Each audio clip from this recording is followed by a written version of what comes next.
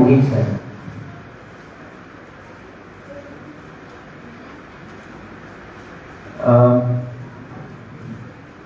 అపోస్తలుడైన పౌలు తెస్సలోనికీయులకు రాసిన మొదటి పత్రిక 4వ అధ్యాయం 16వ వచనం. 4వ అధ్యాయం 16వ వచనం. ఆర్భాటముతోను ప్రధాన దూత శబ్దముతోను దేవుని బూరతోను పరలోకము నుండి ప్రభువు దిగువచ్చును. క్రీస్తు నుండి మృతులైన వారు మొదట లేదు. ఆ మీదట సజీవులమై నిలచియుండు మనము వారితో కూడా ఏకముగా ప్రభువుని ఎదుర్కొనుటకు ఆకాశ మండలములకు మేఘముల మీద కొనిపోబడును. మన క్రైస్తవ్యంలో మన ఈ ప్రయాణం మొదలైంది బాప్తిస్మంతో. అది ఎలా ముగుస్తుంది అంటే ఇలాగే కాలం భవిష్యత్తు, ఇప్పుడు కాకపోవచ్చు, రేపు కాకపోవచ్చు, ఎల్లుండి కాకపోవచ్చు, ఇంకొన్ని 100 సంవత్సరాల తర్వాత అయినా కూడా దేవుని రెండవ రాకడ సమయంలో యేసుక్రీస్తు వారు తిరిగి వచ్చి అప్పటి వరకు క్రైస్తవ్యంలో ఉండి చనిపోయిన వారందరూ కూడా తిరిగి లేవబడతారంట. అలా తిరిగి లేవబడిన వారందరూ కూడా ఆకాశంలోని యేసును కలుసుకున్నట్టు వాళ్ళు కొనిపోబడుతురు. ఆ తర్వాత అక్కడ బ్రతికున్న క్రైస్తవులు కూడా వెళ్ళిపోతారు. ఇక్కడ విషయం ఏంటంటే అయోగ్యంగా ప్రభురాత్రి భోజనంలో మనం పాలు పంచుకున్నట్లయితే వాళ్ళలో మనం ఉండము. ఓకేనా? అయోగ్యత అనే పదం ఇంకా వాడారు కదా. ఆ అయోగ్యత దేనికి దానికి తీసింది? ఆకాశంలో కొనిపోబడే ఆ క్రైస్తవులు ఉంటారు కదా, ఇక ఆ క్రైస్తవుల సంఖ్యలో మనం ఉండము. మత్తయి సువార్త 7వ అధ్యాయం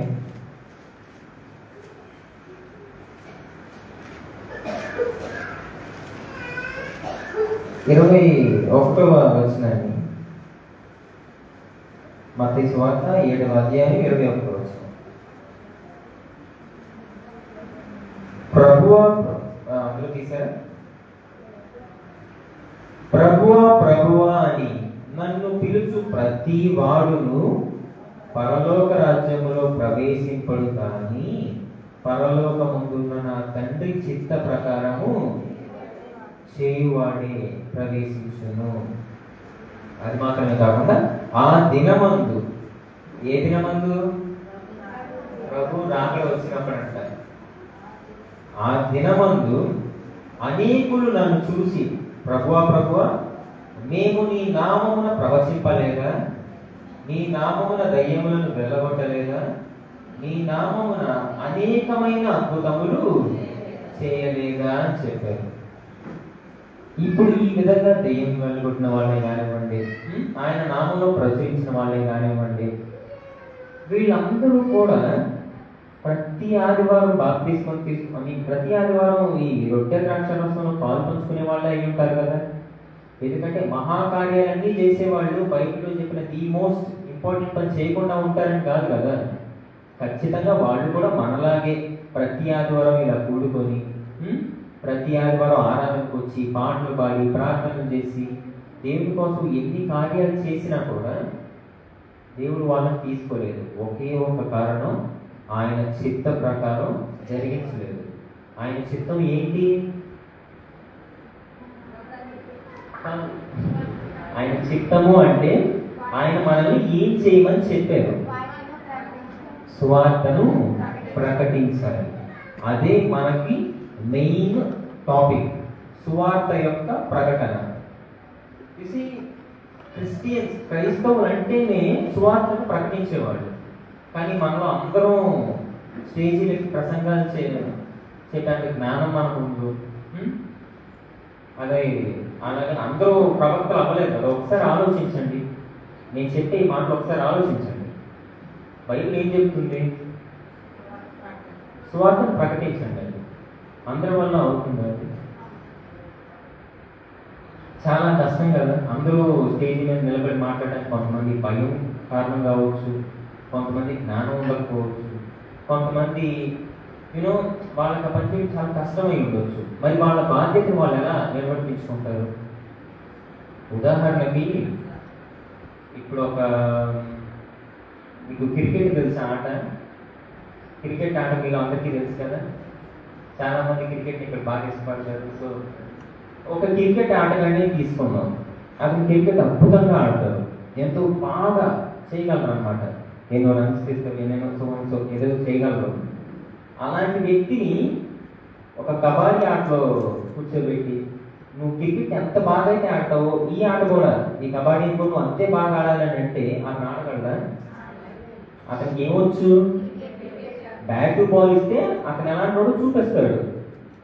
నువ్వు ఆ బ్యాట్ బాల్ లాక్కొని నువ్వు ఈ పని చెయ్యి అంటే అతని వాళ్ళు అవుతా? ఇది కూడా ఆటే కదా. ఎవరు ఆ ఆట అన్నదే. సో ఎవరికి ఉండే బలం వాళ్ళకు ఉంటుంది. ఇక్కడ ప్రకటించండి అంటే ప్రతి ఒక్క అందరూ స్టేజీల మీద మైక్ వేసి మాట్లాడేసేయండి, ఇది ఖచ్చితంగా మాట్లాడి తీరాలని దాని ఉద్దేశం కాదు. దేవుని గురించి తెలియజేయాలి. దేవుని గురించి, నువ్వు దేవుని బిడ్డలు కాబట్టి దేవుని వాక్యం నీలో నుండి ప్రతి ఒక్కరికి తెలియాలన్నమాట. అర్థమైందండి? సో ప్రతిసారి నేనెవరు బలవంత పెట్టరు. నీ దేవుని అవసరమేదో తెలుసుకొని నువ్వే ముందడుగు వేయాలి. ఇప్పుడు ఒక ఉపమానాన్ని మనం చూద్దాం. లూకా సువార్త ఒకటి,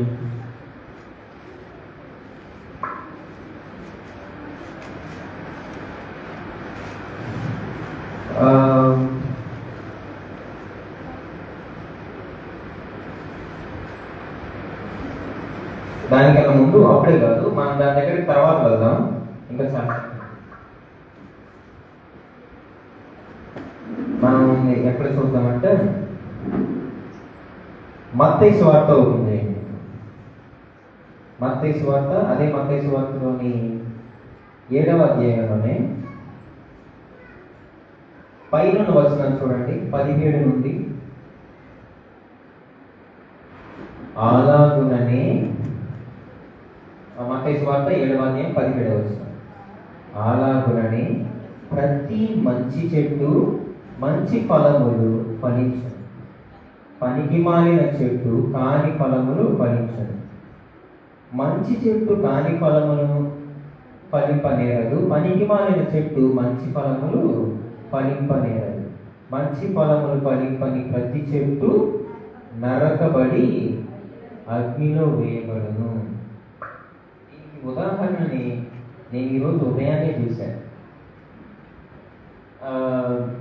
చిన్నపిల్లలు డానియేలను వాళ్ళ అక్క సంకీర్తన ఈరోజు ఉదయాన్నే వచ్చి, నేను అక్కడ బైబిల్ చదువుకుంటుంటే వచ్చాడు ఆ కుర్రాడు, ఆ చిన్నపిల్లాడు. ఏంటి అని మిగతా వాళ్ళంతా ఏదని చెప్పి అడిగాను. అంటే వాళ్ళు ఇంకా రాలేదని, నేను నడుచుకుంటూ వచ్చాను అన్నాడు. నడుచుకుంటే అక్కడ నుండి అక్కడ ఆటో అంటే అక్కడ నుండి పరిగెత్తుకుంటూ వచ్చాను, దాన్ని చెప్తున్నాడేమో అనుకున్నా. లేదన్నీ నేను నడుచుకుంటూ వచ్చాను, నేను గడ్డమడుగు నుండి నడుచుకుంటూ వచ్చానని చెప్పాడు. మీరు నమ్మరు, 5 సార్లు కరెక్ట్గా నేను 5 సార్లు అడిగాను, నడుచుకుంటూ వచ్చావా 5 సార్లు అడిగాను ఆ పిల్లాడిని. ఏం నిజం చెప్తున్నాడా తెలియక చెప్తున్నాడా అని.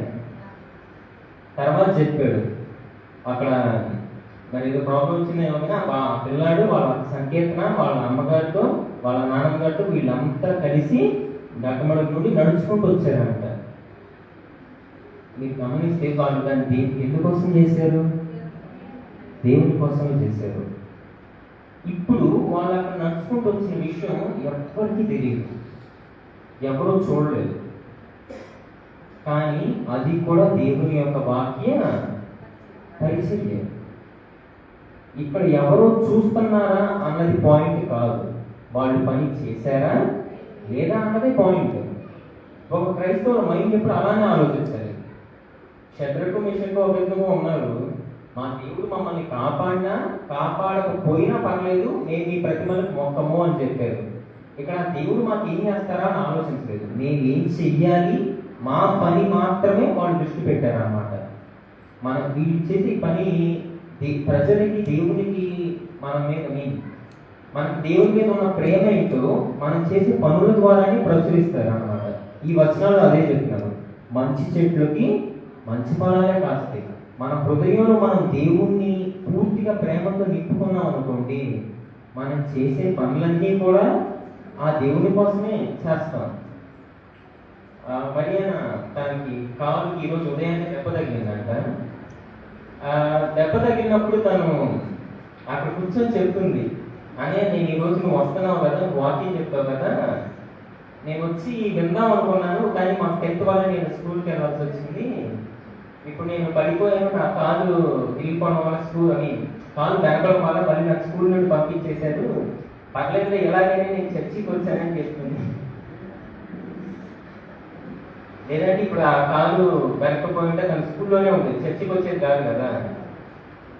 నన్ను అడిగితే అది కూడా దేవుని యొక్క పరిచర్య. ఎందుకంటే తన దృష్టి ఎలా పెట్టింది, తను ఇప్పుడు కూడా జరిగిన విషయంలో తను మంచినే గ్రహిస్తుంది. సరే, ఈ విధంగా నేను చర్చికి వచ్చాను కదా, ఈ విధంగా దేవుని సాన్నిధ్యంలోకి వచ్చాను కదా. నిజంగా మనం దేవుని ప్రేమించి దేవుని కోసం ఏదో ఒకటి చేయాలనుకుంటే మన మైండ్ సెట్ ఇలానే ఉంటుంది అనమాట. ఇప్పుడు మనల్ని మనం ఒకసారి ఎగ్జామిన్ అంటే పరీక్షించుకోవాలి. ఎగ్జామిన్ అంటే పరిశీలన చేసుకోవాలి. మనం ఎలా ఉన్నాం, మనం చేసే పనులేంటి, మనం నిజంగా దేవుని ఈ విధంగా అసలు దేవుడితో మన హృదయాన్ని నింపుకొని ఉన్నామా లేదా అని మనం పరిశీలించాలి. మొన్న గత కొద్ది రోజులుగా డాడీకి బాగా మీటింగ్స్ అన్నమాట. మీటింగ్స్ అని విసన్నపేట అని, భీమవరం అని తెగ తిరుగుతున్నారు. సో వారితో పాటు సహోదరులు జీవన్ గారు కూడా బాగా తిరుగుతున్నారు అన్నమాట, చాలా బాగా. అలా ఊర్లు పడి తిరుగుతూ ఒకసారి నిన్న అక్కడ భీమవరం చోటుకి వెళ్ళారు.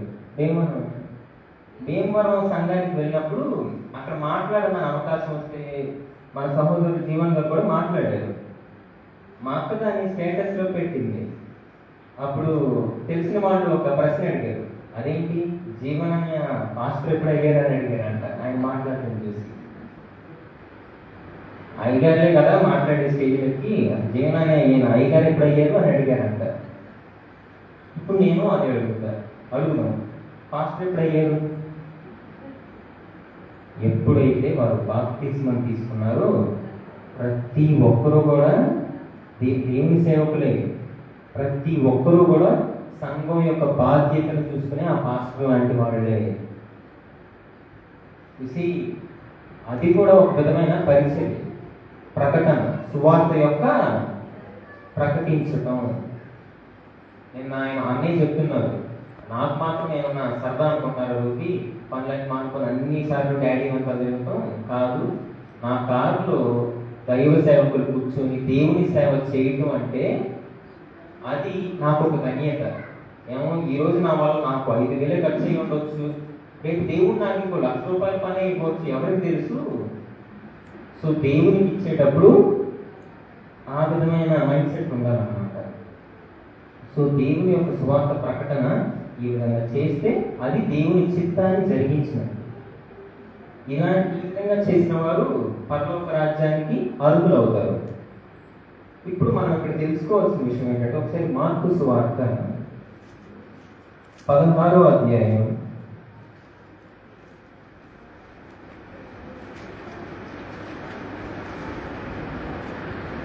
16వ వచనం.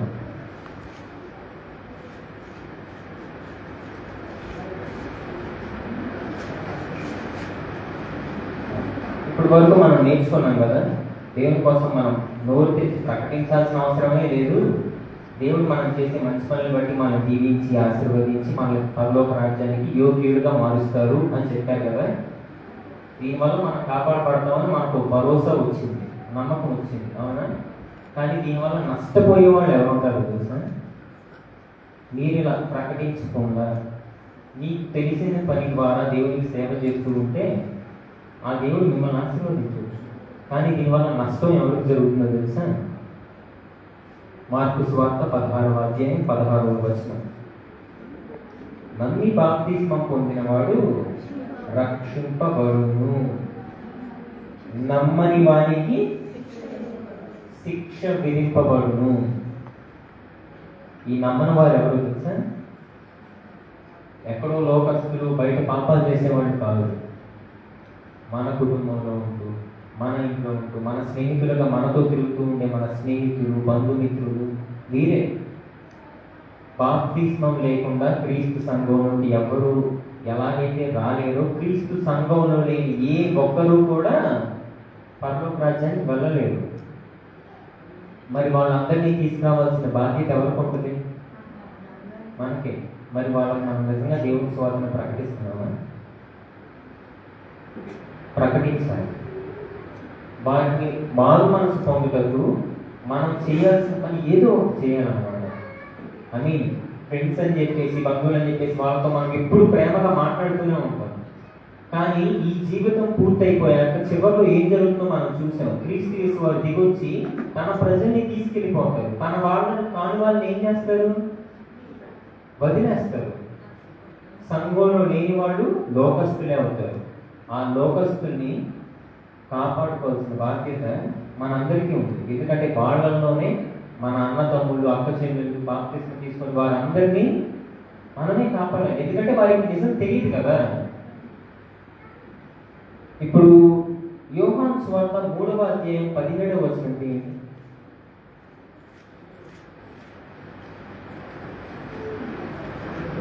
యోహాను సువార్త 3వ అధ్యాయం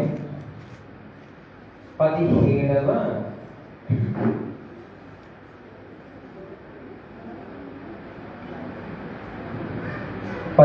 వచనం. మనందరికి బాగా తెలిసిన వచనం. బైబిల్లో దీన్ని గోల్డెన్ వర్స్ అంటారంట, బంగారపు వచనం అంటారంట దీన్ని బైబిల్లో. యోహాను సువార్త 3వ అధ్యాయం 17వ వచనం.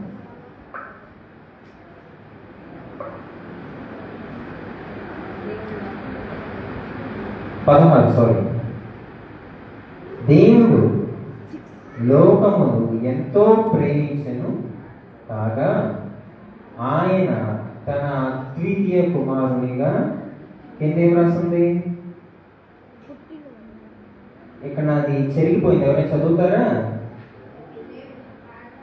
జనికైక కుమారుడు, అద్వితీయ, one and only, supreme. Okay, అంటే ఇక ద్వితీయ కాదు, ద్వితీయ కాదు, ఏకైక గొప్ప కుమారుడు. ఆ అద్వితీయ కుమారుడు దేవుడు లోకమును ఎంతో ప్రేమించను కాగా తన అద్వితీయ కుమారునిగా పుట్టిన వాని యందు విశ్వాసం ప్రతి వాడును నశింపక నిత్య జీవం పొందినట్లు ఆయనను అనుగ్రహించెను. ఆయనను అనుగ్రహించెను అంటే ఆయనను బలిచ్చారని. ఆయన అనుగ్రహం మనందరికి ఎలా దొరికింది? ఆయన సిలువ వేయబడ్డారు కాబట్టి ఈ రోజు మనం ఆయన పేరు చెప్పుకొని పరలోక రాజ్యానికి వెళ్ళగలుగుతున్నాం. ఇది చిన్న విషయం కాదు. ఫస్ట్ ఆఫ్ ఆల్ ఏం కాదులే, మనం మంచి పని చేస్తే దేవుడి మనల్ని కాపాడతాడు అని మనం తీసి పారేసే అంత చిన్న విషయం కాదు. అంత చిన్న విషయం అయితే తన అద్వితీయ కుమారుణ్ణి ఒక బలిగా మార్చి మన కోసం బలించాల్సిన అవసరం అంత తెలిస్తే దేవుడు తీసుకోడు. తన సొంత కుమారుణ్ణి బలించారంటే ఇమాజిన్, అది ఎంత పెద్ద విషయమో, ఎంత సీరియస్ విషయమో మనం అర్థం చేసుకోవాలి. ఇది మనం కొట్టిపాడేసే అంత చిన్న విషయం కాదు. నీ వాళ్ళైనా, నీ సొంత తల్లైనా, కూతురైనా, ఎవరైనా బాప్తిస్మం తీసుకోకపోతే వాళ్ళకి పరలోక రాజ్యం లేదు. క్రీస్తు యేసే అందుకు బలిగా మారారంటే దాని యొక్క వ్యక్తి ఏంటో మనం అర్థం చేసుకోవాలి.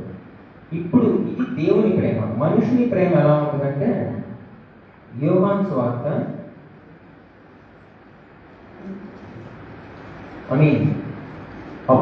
యోహాను రాసిన మొదటి పత్రిక, యోహాను సువార్త కాదు, యోహాను రాసిన మొదటి పత్రిక 3వ అధ్యాయం 17వ వచనం. 17.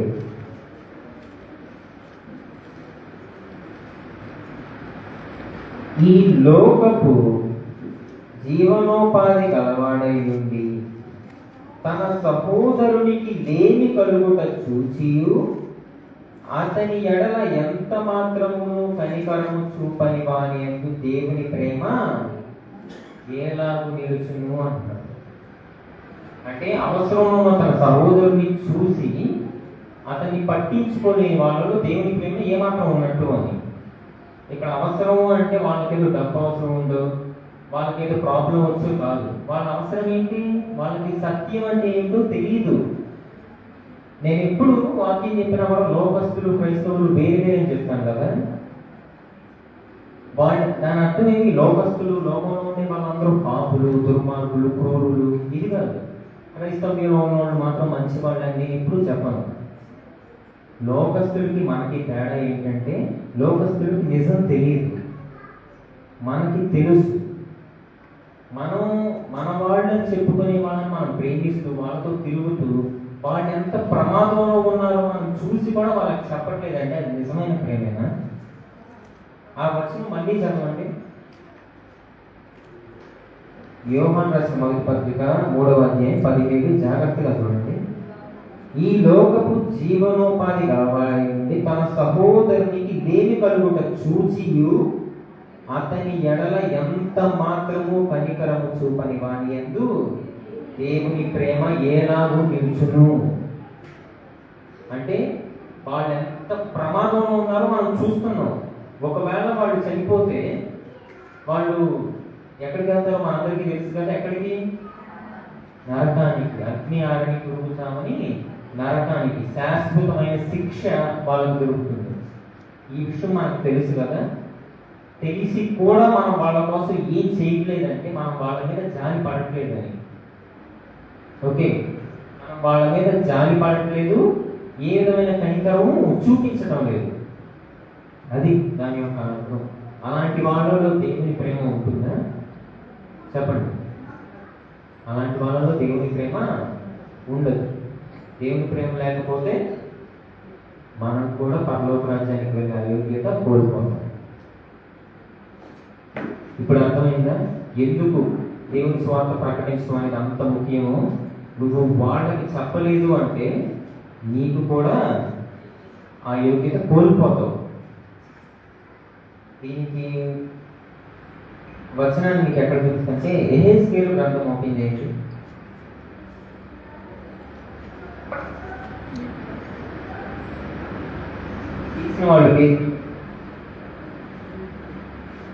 తీసిన వాళ్ళు పేజీ నంబర్ చెప్పండి. అది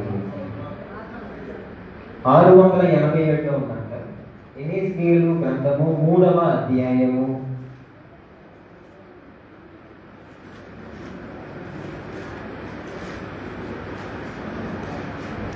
3వ అధ్యాయము 18, 19 వచనం చదువుతాం.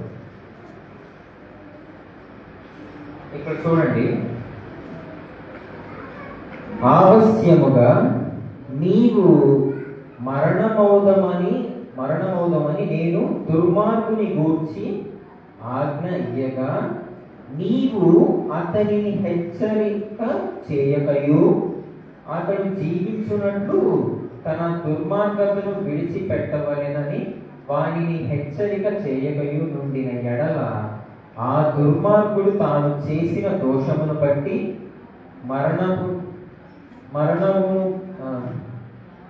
మరణమును గాని అతని రక్తములకు నిన్ను ఉత్తరవాదిగా ఎంచుదును. ఏమర్థమైంది ఇక్కడ? ఈ గ్రాంధికమైన తెలుగు అర్థం చేసుకోవడం కొంచెం కష్టంగానే ఉంటుంది. అర్థం కాని వాళ్ళ కోసం చెప్తున్నాను. ఒక దుర్మార్గునితో, ప్రవక్తతో చెప్తున్నాను అనమాట.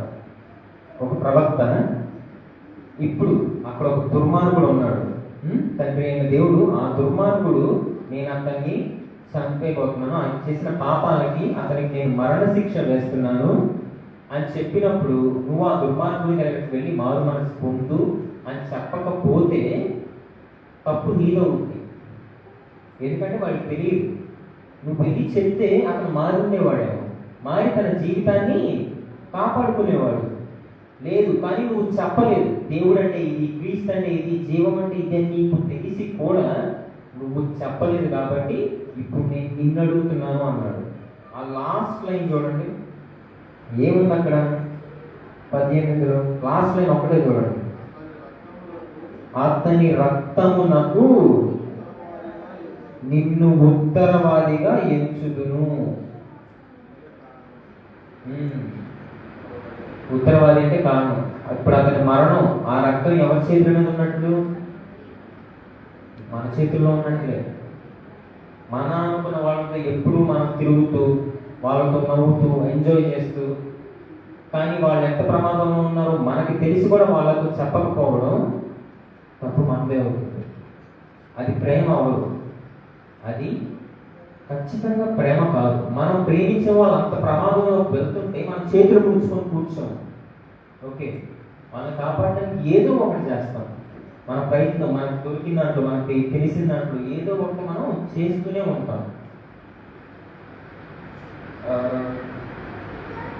అది వేషధారణ అవుతుంది అన్నమాట. దేవుడు దాన్ని ప్రేమగా ఎంచరు, దాన్ని వేషధారణగానే చూస్తారు. ప్రేమ అనే ముసుగులో బ్రతుకుతున్న ఒక వేషధారి అంటారు మనం. అలాంటి వేషధారులకు, అంటే ప్రకటన చేయగలిగి కూడా చేయలేని మనలాంటి వాళ్ళకి దేవుడు పరలోక రాజ్యంలో అర్హత ఇవ్వరు.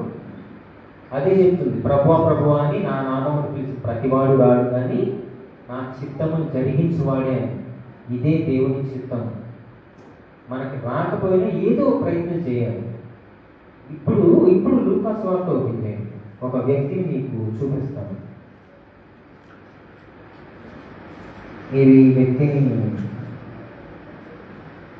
మనం ఎప్పుడు ఈ మనిషి గురించి ఎక్కువ మాట్లాడుతాం. లూకా సువార్త 19వ అధ్యాయం.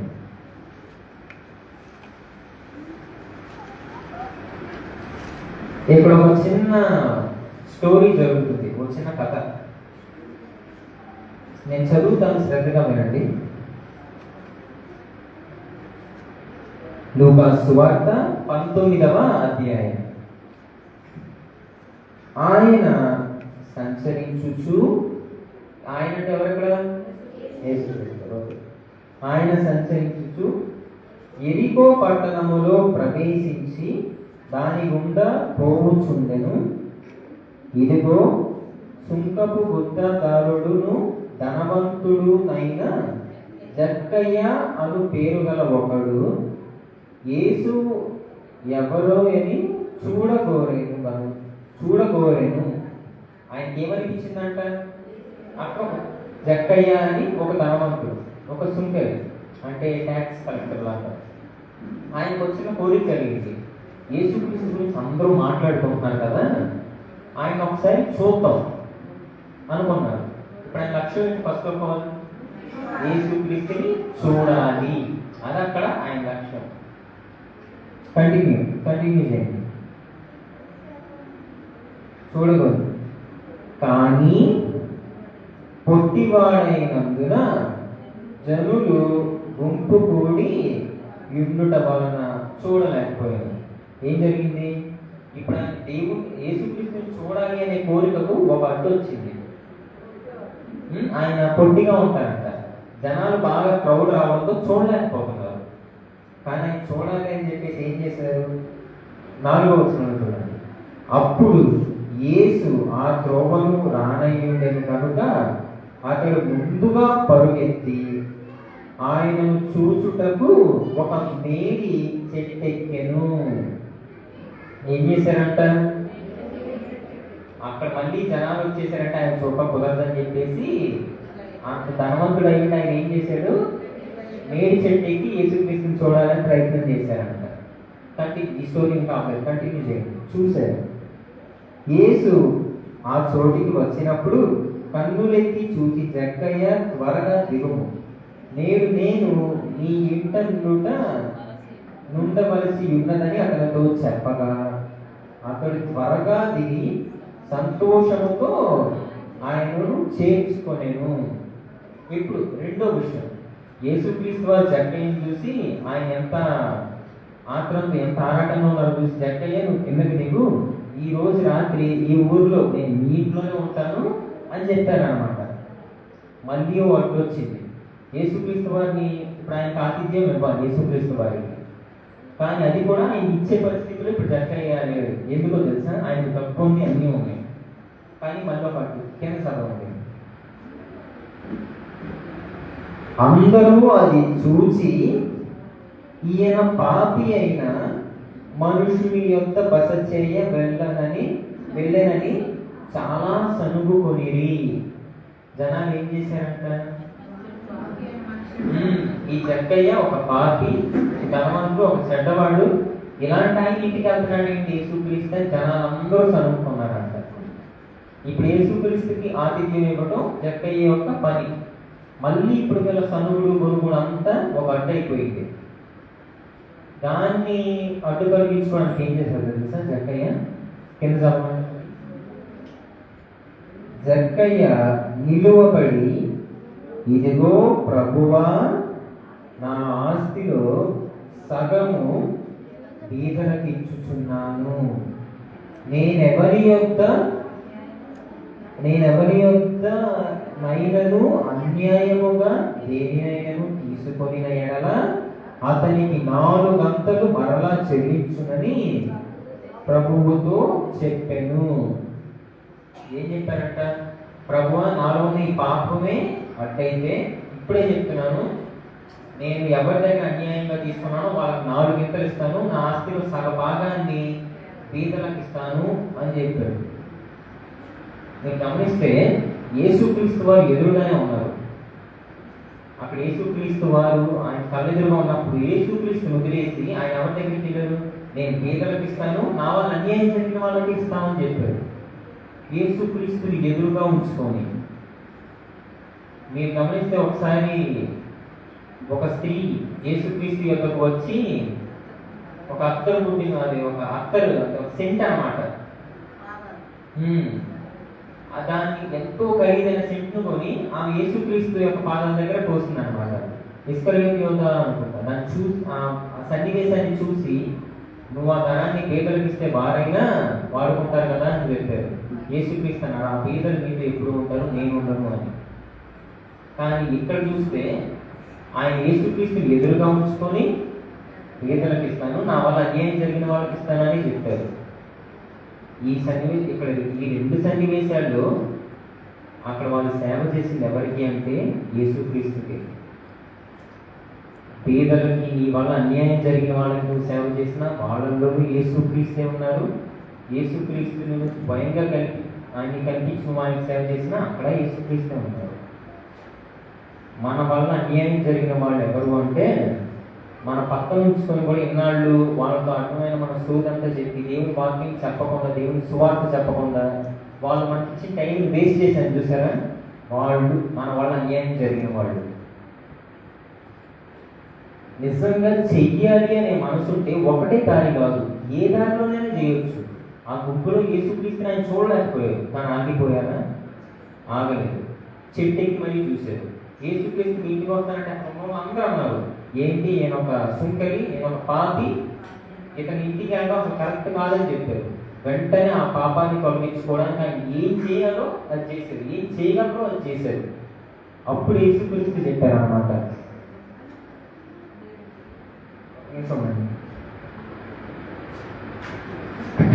గాలికి పేజీలు తిరిగిపోయినాయి. అందుకు యేసు 9వ వచనం, అందుకు యేసు ఇతడును అబ్రహాము కుమారుడే, ఎందుకనగా నేడు ఈ ఇంటికి రక్షణ వచ్చి ఉన్నది. అక్కడ ఆయన చేసిన పనిని ఆయన కోసం ఏం చేయలేదు. ఏం చేశాడు? డబ్బు తీసుకుని నేను బీదలకు ఇస్తాను, నా వల్ల అన్యాయం జరిగిందో వాళ్ళకి ఇస్తానని చెప్పాడు. ఆస్తి అక్కడ దగ్గర ఉంచుకున్నాడు. కానీ ఎవరికి ఇచ్చాడు? వాళ్ళకి ఇస్తే రక్షణ ఎవరికి వచ్చింది? జక్కయ్యకి, ఆయన కుటుంబానికి రక్షణ వచ్చింది. ఈ రోజు మనం ఎన్ని ప్రార్థనలు చేసినా, ఎన్ని ఆరాధనలు జరిగించినా ఆశీర్వాదాలు మన కుటుంబాల మీదకి వస్తాయి, ఒప్పుకుంటారు, ఆశీర్వాదాలు వస్తాయి. కానీ రక్షణ మనం ఎదుటి వాళ్ళకి చేసే సేవ అనేది మనకు దొరుకుతుంది. ఇందాక మనం చూసాం కదా యెహెజ్కేలు గ్రంథంలో, ఆ వ్యక్తి ఆ పాపం నుండి బయటికి రాకుండా అదే పాపంలో చనిపోయాడంటే అతనికి వాక్య సువార్త ప్రకటన చేయనందుకు తప్పు నీదే అవుతుంది అని. ఆయన చనిపోతే ఆ పాపం నీదే అవుతుంది, కానీ వారిని కాపాడితే రక్షణ నీకు దక్కుతుంది. నీ వల్ల అన్యాయం జరిగిన వారందరికీ కూడా నువ్వు న్యాయం చేసిన వారు అవుతావు అన్నమాట. అందుకే మత్తయి సువార్త 7వ అధ్యాయంలో చెప్తారు, నేను ఇందాక చదివించాను కదా, నా చిత్తము ప్రకారం జరిగించిన వారే అని. వారు ఎలాంటి వారంటే బండ మీద తన ఇంటిని కట్టుకునే వారు అన్నమాట. గాలి వరద ఎన్ని వచ్చినా కూడా ఆ ఇల్లు స్ట్రాంగ్గా నిలబడింది. మన విశ్వాసం, మన కుటుంబం కూడా ఈ విధమైన సువార్త ప్రకటన ద్వారానే అది స్ట్రాంగ్గా నిలబడుతుంది అన్నమాట. ఎప్పుడు ఆశీర్వాదాలకి రక్షణకి తేడా ఏంటో తెలుసుకోండి. మీరు దేవుని సేవలో ఏ చిన్న పని చేసినా మీకు ఆశీర్వాదాలు దొరుకుతాయి. ఆశీర్వాదాలు అంటే ఏంటో తెలుసా? ఏంటి ఆశీర్వాదాలు అంటే ఏంటి? ఇంగ్లీష్లో అడగలేదు. ఆశీర్వాదాలు అంటే ఏంటి అంటే మీరు ఎంతమంది తెలుసు ఆశీర్వాదాలు పొందిన వారు కూడా నరకానికి వెళ్ళే ప్రమాదం ఉంటుంది. ఆశీర్వాదం రక్షణ ఒకటి కాదు. ఆశీర్వాదం అంటే నువ్వు ఈ భూమి మీద ఉండగా దేవుని పని చేస్తే ఆ దేవుడు ఈ భూమి మీదే ఇచ్చే ఒక ఆశీర్వాదం. నువ్వు చేసిన దానికి భవిష్యత్తులో నువ్వు ఇప్పుడు ఇందాక జీవన్ అన్నయ్య గారు ఒక ఉదాహరణ చెప్పారు కదా, ఏమో నేను ఈరోజు దేవుని కోసం ఒక 5,000 ఖర్చు పెడితే దేవుడు నాకు రేపు ఇంకో ₹1,00,000 ఇవ్వచ్చని. ఆ రేపు అనేది ఎప్పుడు జరుగుతుంది? ఇక్కడే నువ్వు భూమి మీద ఉన్నప్పుడే జరుగుతుంది. అంటే నీ ఆశీర్వాదాలు నువ్వు ఈ భూమి మీద ఉన్నప్పుడే ఖర్చు అయిపోతాయి. ఓకే, కానీ కొన్ని ఆశీర్వాదాలు రక్షణతో కూడినవి అన్నమాట. అవి నిన్ను పరలోక రాజ్యం చేరుస్తాయి. ఓకేనా? నువ్వు భూమి మీద తీసుకునే ఈ ఆశీర్వాదాలన్నీ భూమి మీదే ఖర్చు అయిపోతాయి. పరలోక రాజ్యానికి వెళ్ళడానికి నీకు రక్షణ కావాలి. రక్షణ మాత్రమే నిన్ను రక్షిస్తుంది. నరకం నుండి నిన్ను అది రక్షిస్తుంది. కాబట్టే దాని పేరు రక్షణ అన్నారు. సో నీకు రక్షణ వస్తేనే నువ్వు పరలోక రాజ్యాన్ని చేరుకుంటావు. ఆశీర్వాదాలన్నీ నీ భూమి మీదే అయిపోతాయి. సో మీరు ఇంకొకసారి ఆదికాండము గ్రంథము ఒకసారి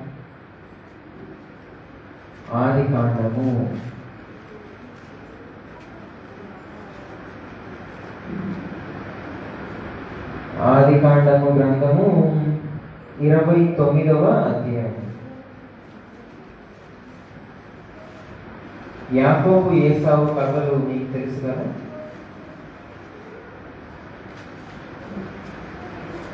యాకోబు ఆదికాండం గ్రంథము 29వ అధ్యాయం. యాకోబు ఏసావుల కథ మీకు తెలియనట్లయితే ఒక చిన్న వివరణ ఇస్తాను. సో ఏసావు ఇక్కడ లేడు. ఇప్పుడు మనం యాకోబు గురించే మాట్లాడుకున్నాం. యాకోబు గారు ఆయన ఒక ఊరు వెళ్ళినప్పుడు, వాళ్ళ సొంత ఊరు, వారి పట్టణానికి వెళ్ళినప్పుడు అక్కడ రాహేలు అనే ఒక స్త్రీని చూసి ఆమెను ప్రేమిస్తారన్నమాట. ఆమెను పెళ్లి చేసుకుందామని నిర్ణయించుకున్నప్పుడు వాళ్ళ మామయ్య గారు ఒక షరతు పెడతారు. నువ్వు నా దగ్గర 7 సంవత్సరాలు పనిచేస్తే నీకు రాహేలు ఇచ్చి పెళ్లి చేస్తాను అని షరతు అన్నమాట. ఆయన 7 సంవత్సరాలు పనిచేసిన తర్వాత ఒక మాట రాస్తారు బైబిల్లో. చూడండి, ఆదికాండము 29వ అధ్యాయము 20వ వచనం. యాకోబు రాహేలు కోసం 7 సంవత్సరములు కొలువు చేశాడు. అయినను అతడు ఆమెను ప్రేమించుట వలన అది కొద్ది దినములుగా తోచెను. ఏమైంది? 7 సంవత్సరాలు ఆయన చేసి కొలువు చేసి కష్టపడి ఆయనకి ఆ 7 సంవత్సరాలు పూర్తయిపోయాక ఏమనిపిస్తుందంట? కొన్ని రోజులే, ఇవి ఎక్కువ రోజులు కాదు, చాలా కొన్ని రోజులే నేను కష్టపడ్డాను అనిపిస్తుందంట. దానికి కారణం ఏం చెప్పారు చూసారా? యాకోబు ఆమెను ప్రేమించటం వలన 7 సంవత్సరాలు కూడా కొన్ని రోజుల్లో అనిపించినాయి అన్నమాట. నిజంగా మనం ఒక మనిషిని ప్రేమిస్తే వారి కోసం మనం ఎన్ని చేసినా కూడా ఆ నొప్పి నీకు తెలియదు, ఆ కష్టం నీకు తెలియదు, ఆ శ్రమ నీకు తెలియదు. ప్రేమ నీకు ఓర్పునిస్తుంది, ప్రేమ నీకు సహనాన్ని ఇస్తుంది, ప్రేమ నీకు శక్తినిస్తుంది. నేను ఒకవేళ చివరికి మనం వాళ్ళకి వాక్యాన్ని ప్రకటించే జ్ఞానం లేకపోయినా కనీసం వారి కొరకు మనం ప్రార్థన చేస్తాం. ప్రార్థన మనలో ఎంతమంది మనం ప్రేమించే వారు మారు మనసు పొందాలని ప్రార్థన చేస్తున్నారు? వారితోనే మనం కలిసి తిరుగుతాం, వాళ్ళతో కలిసి జోగులు వేసుకుంటాం, వాళ్ళతో సంతోషంగా గడుపుతాం. కానీ దేవా ఆయన పాపంలో ఉన్నారు, దేవా వాళ్ళకి నీ సత్యం ఏంటో తెలియదు, వాళ్ళు మారు మనసు పొందాలి, వారు మన సంఘంలో భాగం తీసుకోవాలని వారి ప్రకటన ఎలాగో చేయలేము, వదిలేయి. ప్రార్థన ఎంతమంది చేస్తున్నాం? ప్రార్థన ఒకటి చాలు. మనం ప్రకటించే శక్తి మనకు లేనప్పుడు ఒప్పుకోవచ్చు, నా వల్ల కాదు కదా, ఇందాక నేను చెప్పాను కదా, ఎవరి బలాలు వాళ్ళకు ఉంటాయి, నా వల్ల కాదు, నేను వాళ్ళకి చెప్పలేను, పర్వాలేదు. మరి కనీసం వాళ్ళ కోసం ప్రార్థన చేస్తున్నాము. 7 సంవత్సరాలు ప్రేమించడం వల్ల 7 సంవత్సరాలు కష్టపడి అన్ని చేసి కూడా ఆయనకి కొన్ని రోజుల్లోనే అనిపించింది. కారణం ఏంటంటే ప్రేమించాడు కాబట్టి. మరి ఈరోజు మనం కూడా వారి కోసం మనం ప్రార్థన చేయట్లేదు, వాళ్ళని మనం పట్టించుకోలేదంటే 2 కారణాలు. ఒకటి, మనకి వాళ్ళ మీద ఉన్న నిజమైన ప్రేమ కాదు, లేదా ఏది వాళ్ళని నేను నిజంగానే ప్రేమిస్తున్నావు అంటే దేవుని నువ్వు లైట్ తీసుకుంటావు, దేవుని యొక్క వాక్యాన్ని నువ్వు విశ్వసించట్లేదు. ఏం కాదులే, ఇప్పుడు ఈ మాట చెప్పకపోతే మా ఇంట్లో ఏమైనా భూకంపం వచ్చినా, వరదలు వచ్చినా, ఏమైనా కష్టాలు వచ్చేసినాయి అని దేవుని వాక్యాన్ని నువ్వు లైట్ తీసుకుంటున్నట్టు అనమాట, సీరియస్గా చూడట్లేదు దాన్ని. దానికి సంబంధించిన వచనాన్ని మీరు ఎక్కడ చూడవచ్చు అంటే యాకోబు, ఒక నిమిషం,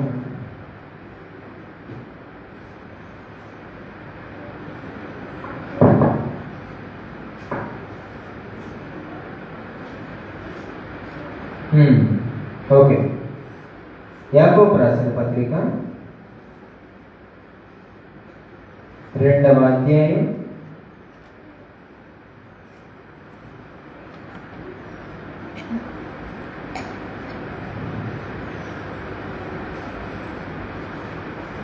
2వ అధ్యాయం 26వ వచనంలో చూసినట్లయితే అక్కడ ఏమనుంది? ప్రాణము లేని శరీరము ఏలాగు మృతమో అలాగే క్రియలు లేని విశ్వాసము మృతము. మనం గమనిస్తే క్రియలు లేని విశ్వాసం ఎలా మృతమో, విశ్వాసం లేని క్రియలు కూడా మృతమైనవి. దేవుని ఎడల విశ్వాసం ఉంచకుండా మనం ఎన్ని పనులు చేసినా, ఎన్ని ఆరాధనలు చేసినా, మనం ఎన్ని గొప్ప మీటింగ్లు చేసినా విశ్వాసంతో చేయాలి. దేవుని మనం నమ్మాలి, దేవుని మనం పూర్తిగా విశ్వసించాలి. మనసారా ఆయన విశ్వసిస్తే అప్పుడు మనం చేసే క్రియలకి ఒక అర్థం ఉంటుంది. విశ్వాసం లేని, క్రియలు లేని విశ్వాసం ఎలా మృతమైనదో, విశ్వాసం లేకుండా మనం చేసే క్రియలన్నీ కూడా మృతమైనది. లేదు మాకు విశ్వాసం ఉంది అంటారా? మరి అంత విశ్వాసం ఉంటే ఖచ్చితంగా వారిని మనం బోధిస్తాం. దేవుడు ఓకే, మీరు నమ్ముతున్నారు, మనం చనిపోయి దేవుడిలో ఉండకపోతే నరకానికి వెళ్తామని మీరు నమ్ముతున్నట్లయితే మరి వాళ్ళని ఎందుకు అలా వదిలేస్తున్నారు? ఎందుకు వారి వాక్యాన్ని బోధించకుండా వాళ్ళ చావును వాళ్ళు వదిలేస్తారంటే కదా. మీరు నమ్ముతున్నారు కదా దేవుణ్ణి, తెలిసి కూడా వాళ్ళని ఎందుకు పట్టుకోవట్లేదు? అది క్వశ్చన్. ఒకసారి అదే పక్కనే ఉన్న యోహాను రాసిన మొదటి పత్రిక ఓపెన్ చేయండి. మీరు విశ్వాసం లోపం ఉన్నట్లయితే ఈ వచ్చు కాదు, మీరు అసలు ప్రేమే లోపం ఉన్నట్లయితే యోహాను రాసిన మొదటి పత్రిక 4వ అధ్యాయం 20వ వచనం మనందరికీ తెలిసిందే.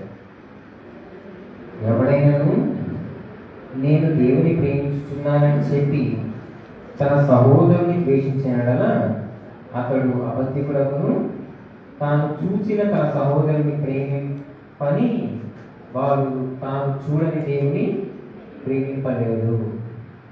సో ఇక్కడ మనం అర్థం చేసుకోవాల్సిన విషయం ఏంటంటే, మనం పరలోక రాజ్యానికి చేరే ఆ టికెట్ మన చేతిలో లేదు, అది మన వాళ్ళ చేతిలోనే ఉంటుంది, మన కుటుంబం చేతిలోనే ఉంటుంది. సో వాళ్ళని మనం వాళ్ళ కోసం మనం ఏదో చేస్తేనే మన డే క్లియర్ అవుతుంది అనమాట, మన దారి తెలుసుకుంటుంది మనం వెళ్ళడానికి. సో మన రక్షణ ఇప్పుడు వాళ్ళ చేతిలో ఉంది, ప్రజల చేతిలో ఉందన్నమాట. అందుకే ఎప్పుడు మన కోసం కాకుండా క్రైస్తవులు అంటే మనం వారి కోసం ఆలోచించాలి. మీరు గమనిస్తే నీ శత్రువుని కూడా ప్రేమించమని చెప్పారు యేసుక్రీస్తు. అవునా? క్రైస్తవులు అంటే వారి శత్రువుని కూడా ప్రేమించే స్వభావం ఉన్నవాడు. శత్రువుని ప్రేమించేవాడు తన కుటుంబాన్ని ఎంత గొప్పగా చూసుకోవాలి. నా శత్రువుని నేను ప్రేమిస్తున్నా అంటే నా స్నేహితుడిని నేను ఇంకెంత ప్రేమించాలి. నా అన్నయ్యని, నా తమ్ముడిని, నా అనుకున్న వాళ్ళని నేను ఎంత జాగ్రత్తగా చూసుకోవాలి. వాళ్ళ ప్రమాదం ఉంటే వాళ్ళని బయటికి తీసుకురావడానికి నేను ఎంత కష్టపడాలి. అలాంటి మనం కనీసం వారి కోసం ప్రార్థన కూడా చేయట్లేదు అంటే అది మనం చింతించాల్సిన విషయం. దేవుని యోగ్యత మనకు అలా తప్పదు. ఒకసారి మత్తయి సువార్త 3వ అధ్యాయం ఒకటి చేయండి.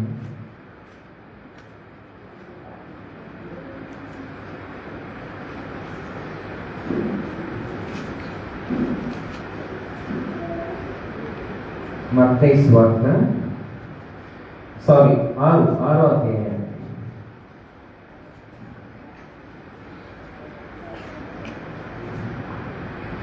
మత్తయి సువార్త 6వ అధ్యాయం 31 నుండి చూసినట్లయితే, కాబట్టి ఏమి తిందుమో, ఏమి త్రాగుదుమో, ఏమి ధరించుకుందుమో అని చింతింపకుడి. అన్యజనులు వీటన్నిటి విషయమై విచారించురు. ఇవన్నీ మీకు కావలెనని మీ పరలోకపు తండ్రికి తెలియను.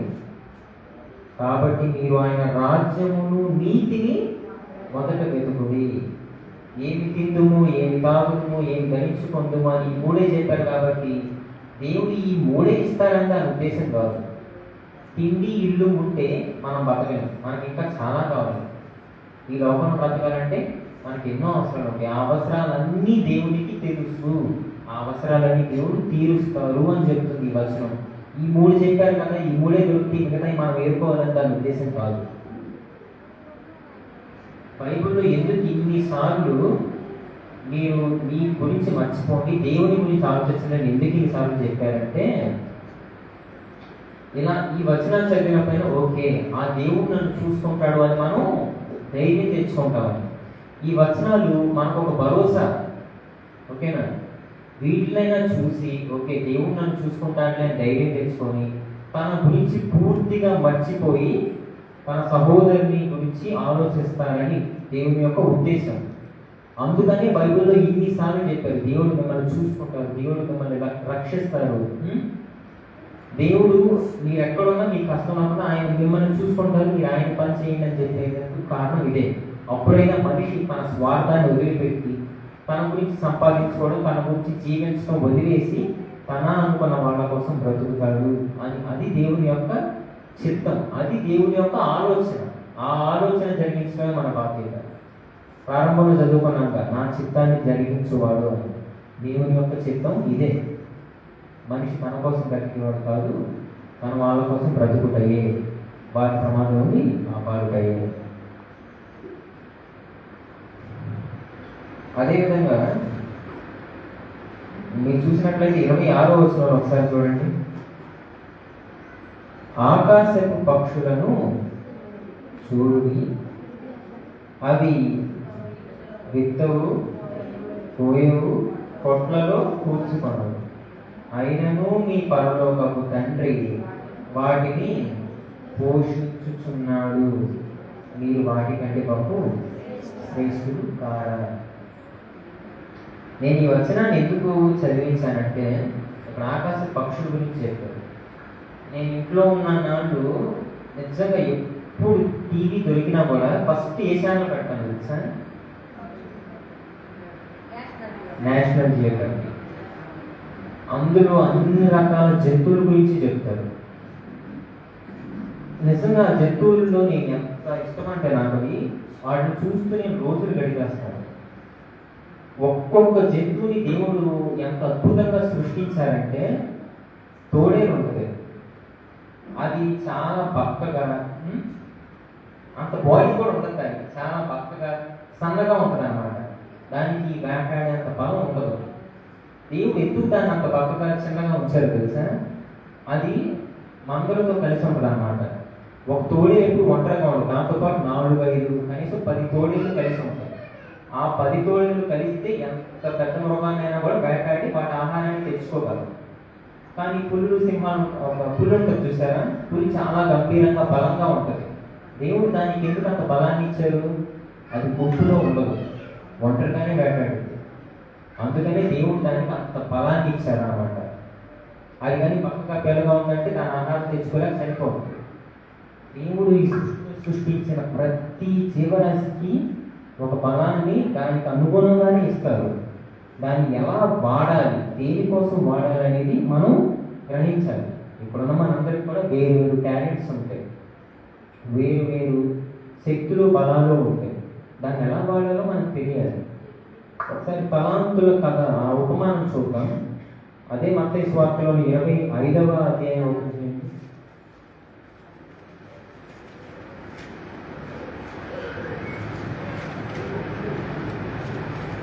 మనం మొత్తం కథ చదవము, కానీ మీకు తలాంతుల కథ తెలిసిందే కదా. ఒక యజమాని తన దగ్గర ఉన్న 3 పనివాళ్లలో ఒకరికి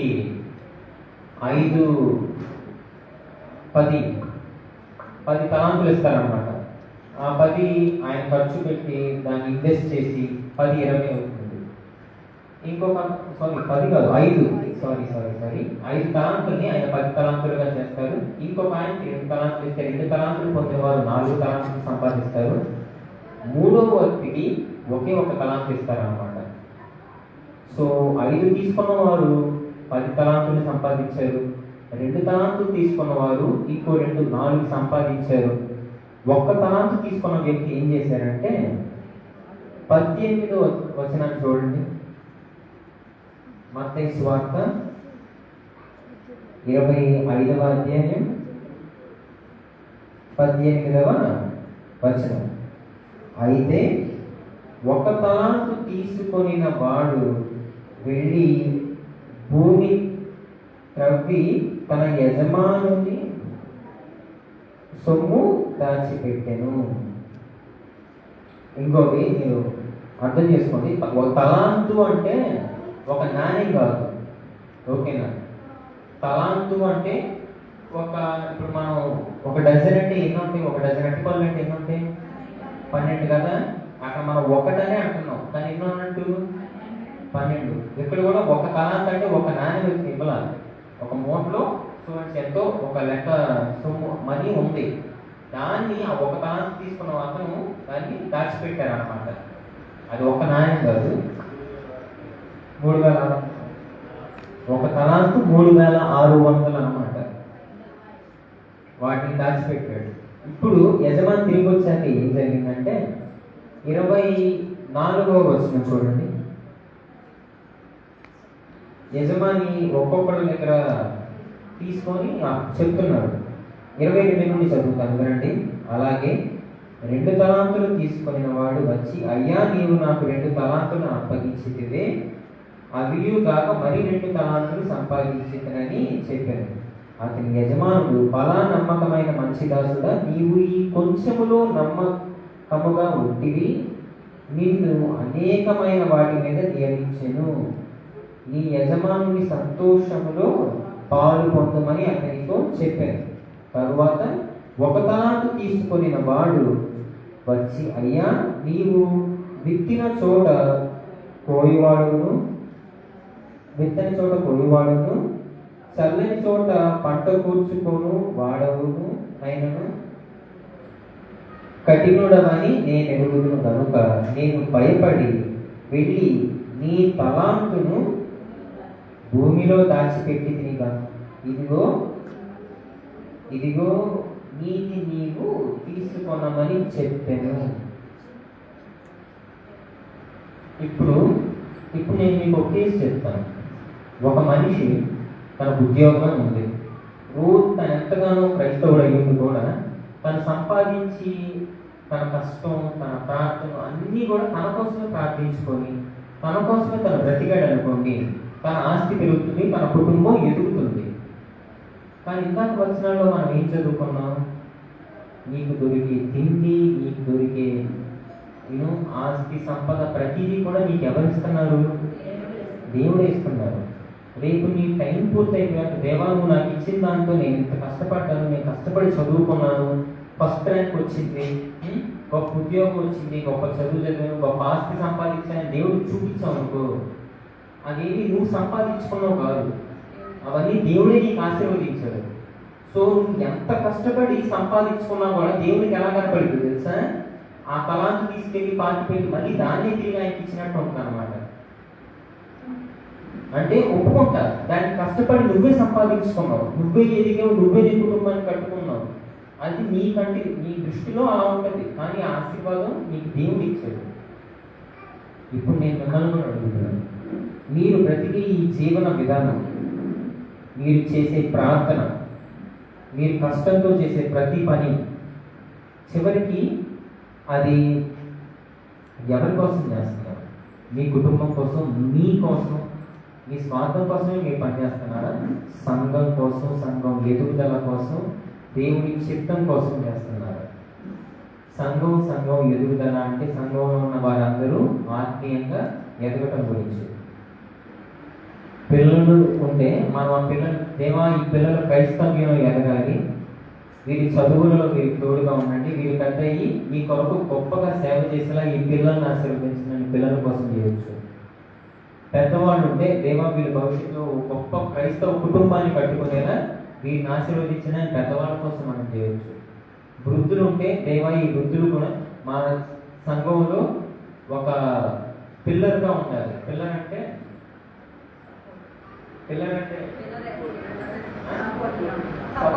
సపోర్ట్ కూడా ఇంగ్లీషే కదా. ఓకే, పిల్లర్ ఆధారం.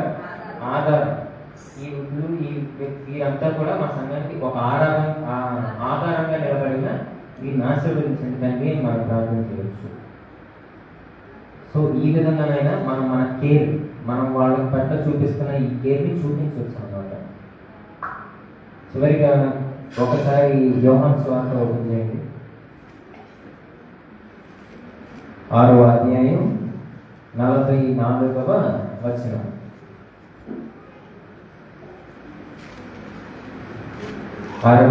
యోహాను సువార్త 6వ అధ్యాయం 44వ వచనం చూసినట్లయితే,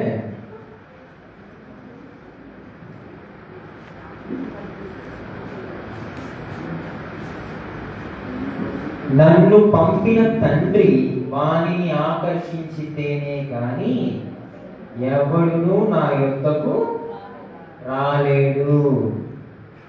యేసుక్రీస్తు దగ్గరకు వచ్చిన ప్రతి వారు గురించి చెప్తున్నారు అన్నమాట. వాళ్ళని నన్ను పంపించిన నా తండ్రి వాళ్ళని ఆకర్షిస్తే కానీ వాళ్ళు ఇక్కడికి రాలేదు అని చెప్పారు. అంటే ఆ ప్రజలందరినీ ఎవరు పంపించారంటే అక్కడికి? తండ్రి యేసుక్రీస్తే. చూసి ఒక పాపి, ఒక లోకస్తుడు మార్పు చెందుతా అంత కష్టమే కాదు. మన మైండ్ సెట్ మనం ఎలా ఆలోచిస్తాం? నిజంగా మారే వ్యక్తేనా? నిజంగా ఇతని దేవుడిని తెలుసుకుంటారా? నిజంగా ఇది అయ్యే పనేనా అని మనం ఆలోచిస్తాం. కానీ అసలు వాళ్ళు మారడం అనేది అంత పెద్ద కష్టమైన విషయమే కాదు. మీకు ఉదాహరణ ఇస్తాను. మీకు ప్లాస్కో తెలుసు కదా? ప్లాస్కో అంటే టీ వస్తుంది, టీ కాఫీ. దీన్ని ఒక ప్లాస్కో అనుకున్నాం.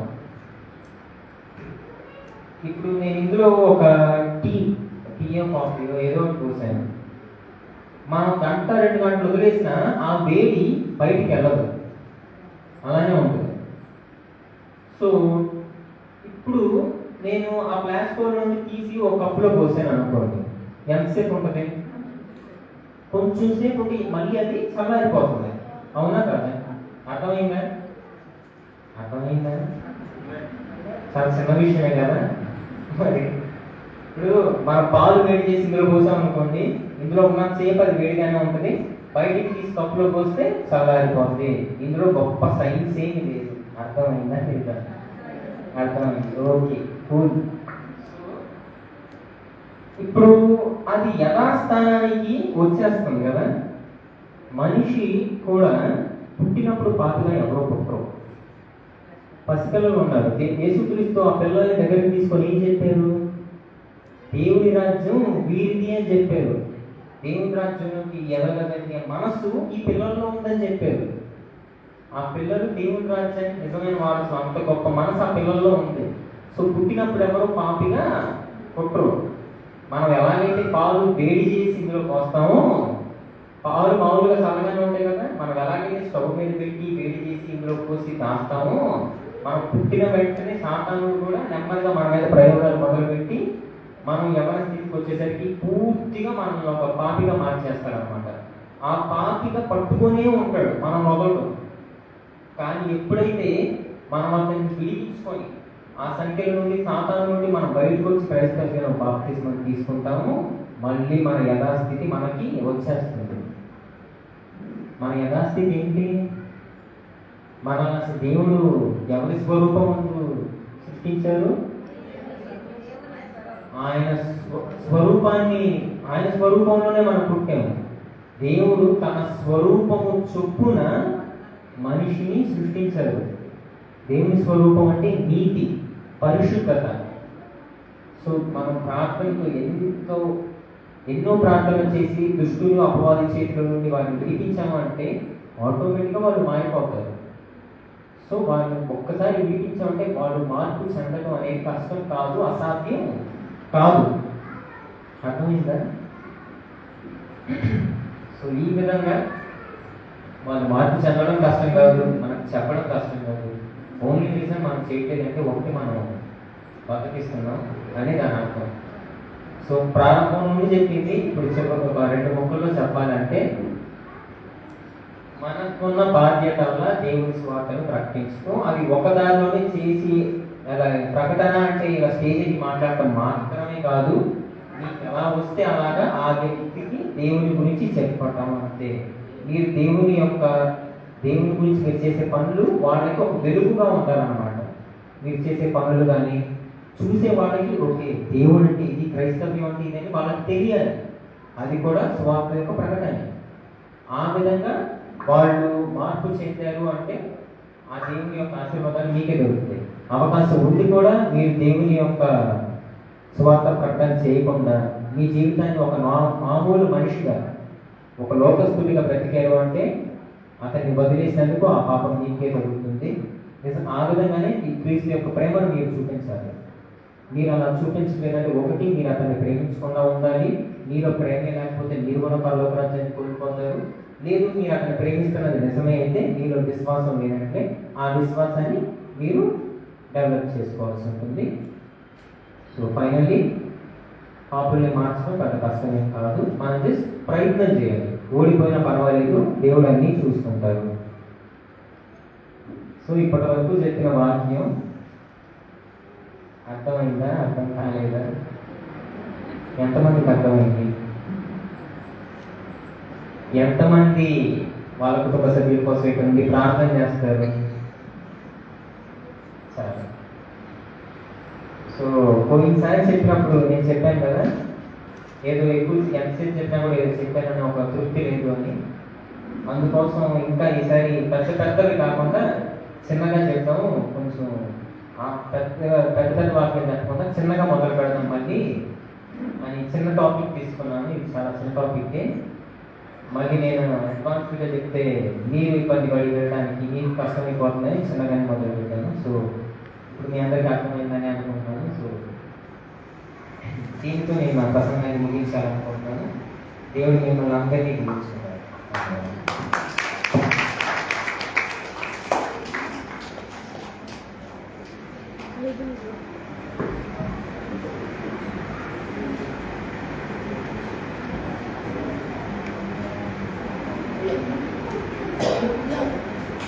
ఇప్పటివరకు కూడా మనకు విలువైనటువంటి దేవుని యొక్క వాక్యాన్ని మనకు అందించినటువంటి యవనస్తులు కాబట్టి మన తరఫున ప్రత్యేకమైనటువంటి వందనాలు తెలియజేస్తూ ఉన్నాం. చాలా విలువైనటువంటి మాటలు మనకు తెలియజేయడం బహుశా ఎంతమంది అర్థమైంది అర్థం కాలేదు తెలియదు. కానీ కొరింథీయులకు రాసిన మొదటి పత్రిక 11వ అధ్యాయం 26-27 వచనాల్లో యోగ్యత అయోగ్యము అనే విషయాలు 2 పదాలు రాయబడ్డాయి. అవి ఏ విషయంలో రాయబడ్డాయి అంటే ప్రభురాత్రి భోజన కార్యక్రమాన్ని జరిగించేటప్పుడు ఈ రెండు విషయాన్ని పరిశీలన చేసుకోమని పౌలు గారు చెప్పారు. అయితే ఇక్కడ యోగ్యత ఏమిటి అని అంటే, మనం ఎప్పుడైతే మన పొరుగు వారికి ఒక సమస్యలో ఉన్నారు అన్నప్పుడు మనం సహాయంగా నిలుస్తాము, అది యోగ్యత. అయితే ఇక్కడ సమస్య అంటే లోక సంబంధమైనటువంటిది కాదు. అలా అయితే మనం మన తరం కాదు ఆ సమస్య తెచ్చుకుంటాం.